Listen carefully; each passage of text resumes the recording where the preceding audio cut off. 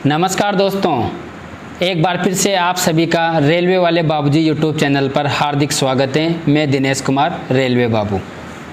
आज हम उन छात्रों की बात करेंगे जो रेलवे कंपटीशन की दुनिया में पहली बार कदम रख रहे हैं, क्योंकि लोगों को सही गाइडेंस नहीं मिल पाता, इस वजह से उनका सिलेक्शन नहीं हो पाता है। इसलिए आज हम आपको डिटेल के साथ वीडियो में आगे बताएंगे कि आपको कैसे पढ़ना है, कौन सी बुक्स पढ़े, कैसे पढ़े, किसकी तैयारी कर रहे हो, कहाँ से क्वेश्चन आते हैं, आपको किस तरह से पढ़ना चाहिए ताकि आपका सिलेक्शन हो। सबसे पहले तो चाहे से आप रेलवे की किसी की भी तैयारी कर रहे हो, चाहे से आप group D, clerk, station master, goods guard जिसे ट्रेन मैनेजर बोलते हैं, loco pilot, RPF, JEN, RPF SI, आप किसी की भी रेलवे में तैयारी कर रहे हो तो आपको एक बात मान लेनी चाहिए कि इन सभी में मैथ, रीजनिंग, जीके, साइंस और करंट अफेयर्स और कुछ क्वेश्चन कंप्यूटर्स के ये तो आते ही आते हैं। चाहे रेलवे की आरपीएफ वाली हो, एलपी टेक्नीशियन हो या एनटीपीसी की समस्त जितनी पोस्ट आती है वह हो, इसमें math, reasoning, GK, science, current affairs तो आएगा ही आएगा। बाकी जैसे लोको पायलट हुआ, टेक्नीशियन हुआ और आरआरबी जेईएन हुआ, जूनियर इंजीनियर, उसमें होता है टेक्निकल का कुछ पोर्शन आता है, क्योंकि वो एक टेक्निकल पोस्ट है तो उसमें टेक्निकल का भाग आता ही आता है। लेकिन जो ये math, reasoning, GK, science, current है ये तो उसमें आएगी आएगी। ऐसा नहीं है कि मैं अगर कोई आपने कोचिंग ले ली टेक्नीशियन की या आपने कोचिंग ले ली एनटीपीसी की और आपने जैसे आरपीएफ एसआई का फॉर्म डाला हो, क्योंकि कई लोग होते हैं जो आईटीआई भी किए हुए हैं, ग्रेजुएशन भी हैं, तो वो एलपी का भी देंगे, टेक्नीशियन का भी देंगे और एनटीपीसी का भी एग्ज़ाम देंगे। तो ऐसा नहीं है कि मैं एनटीपीसी का कोर्स ले लिया हूँ तो क्या मैं केवल एनटीपीसी की तैयारी कर सकता हूँ, ऐसा नहीं है। जितना भी रेलवे का सिलेबस है बिल्कुल सेम टू सेम है। वही मैथ आती है, वही रीजनिंग आती है, जीके, साइंस, करंट अफेयर सब टू सेम आती है। बस टेक्निकल जो पोस्ट है उसमें आपने जिस भी ट्रेड से आईटीआई की होगी, डिप्लोमा, डिग्री किया होगा, वह उसमें ट्रेड में जो टेक्निकल वाला पोर्शन आता है ना उसमें वह भाग आता है। बाकी सबसे पहले तो जो पहली बार तैयारी कर रहे हैं ना उनके बारे में हम बताना चाह रहे हैं कि सबसे पहले तो आपको एक कोचिंग ले लेना चाहिए। चाहे से जैसे आपके अगर आप अच्छे शहर से हो तो वहाँ अच्छी कोचिंग्स मिल जाएगी तो आप वहाँ ऑफलाइन ले सकते हो। अगर आप कहीं दूर दराज से हो तो आप ऑनलाइन कोचिंग ले सकते हो, जैसे एग्जामपुर वाला हुआ, एसएससी अड्डा हुई, या आपके अनुसार जो भी आप अपने हिसाब से देख लेना जहाँ पे आप अफोर्ड कर सको उस हिसाब से, क्योंकि 1000-1200 रुपये में पूरा कोर्स मिल जाता है। तो आप कोचिंग लेना सबसे पहले तो, ताकि उससे आपका एक बेस क्लियर होगा। क्योंकि आप फर्स्ट बार तैयारी कर रहे हो तो आपको समझ नहीं आएगा कि पढ़ना कैसे है, कहाँ से पढ़ना है, क्या पढ़ना है, हमें क्या पता एग्ज़ाम में क्या आएगा।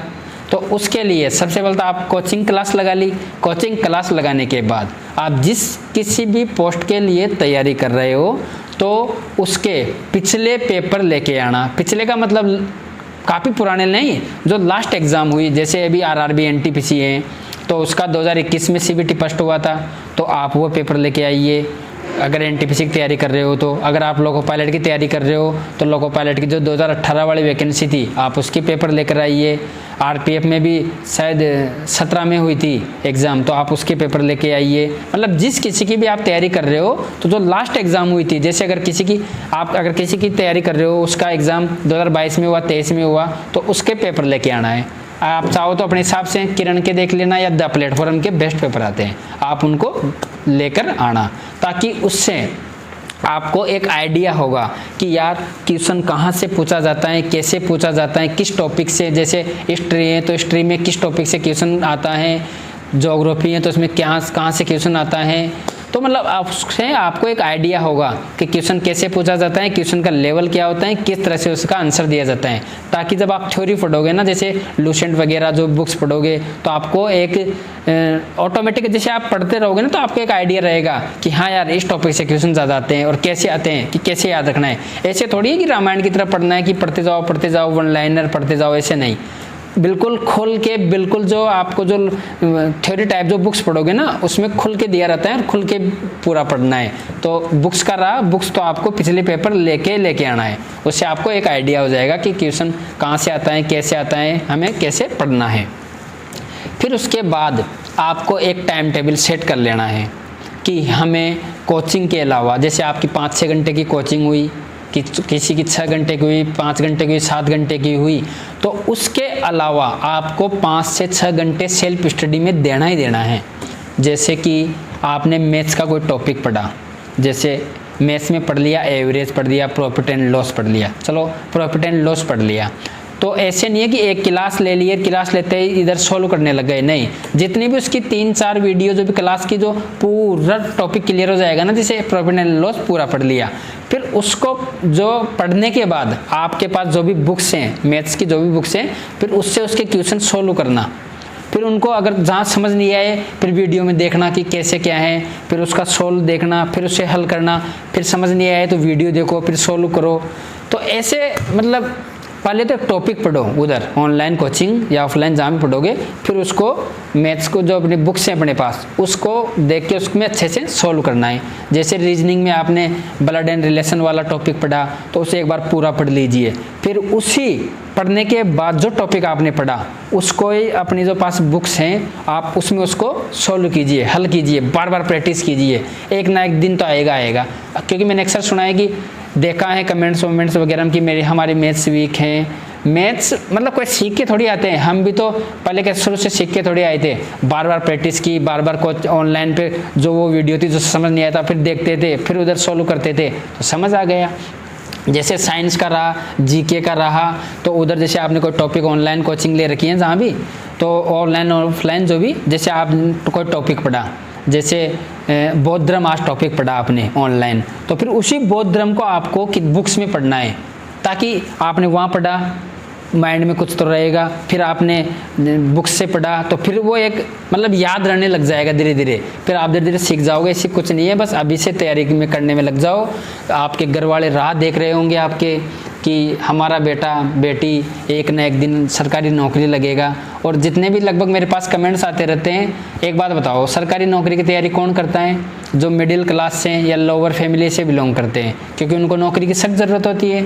और शिक्षा एक ऐसी चीज़ है जिससे अपने को नौकरी मिल सकती है, और नौकरी एक ऐसी चीज़ है जो अपने को मतलब जो अपने सपने देखते हैं ना, अपने ड्रीम्स हैं, उनको पूरा करने का मौका देता है शिक्षा। ये कलम मतलब आप इस कलम को चला दीजिए भाई, ये सोच लो कि बस पढ़ाई करनी है, कैसे भी करनी है, बस आज से ही पढ़ाई करनी है। जो भी आपने आज दिन तक मज़े लिए, क्या किया, कुछ नहीं किया, घूमा फिरा, सबको छोड़ दीजिए, क्योंकि ये 2024 है ना, एक ऐसा साल है जिसमें रेलवे में हर डिपार्टमेंट में वैकेंसी आ गई और अब आने वाली हैं। जैसे आरआरबी एनटीपीसी की अब आने वाली है, अगस्त सितंबर तक चांस है 100%, और ग्रुप डी की आने वाली है। आरआरबी जेईएन की आ गई 30 जुलाई 2024 से उसके फॉर्म अप्लाई होने वाले हैं। आरपीएफ की फॉर्म बलाम आ गए, और आरपीएफ एलपी टेक्नीशियन के आ गए, अब उनकी एग्ज़ाम आने वाली है। मतलब आपको दमखम लगा देना है कि कैसे भी करके जॉब लेना है, फिर मज़े करो बस। तो हमें आशा है आपको सब कुछ समझ आया होगा।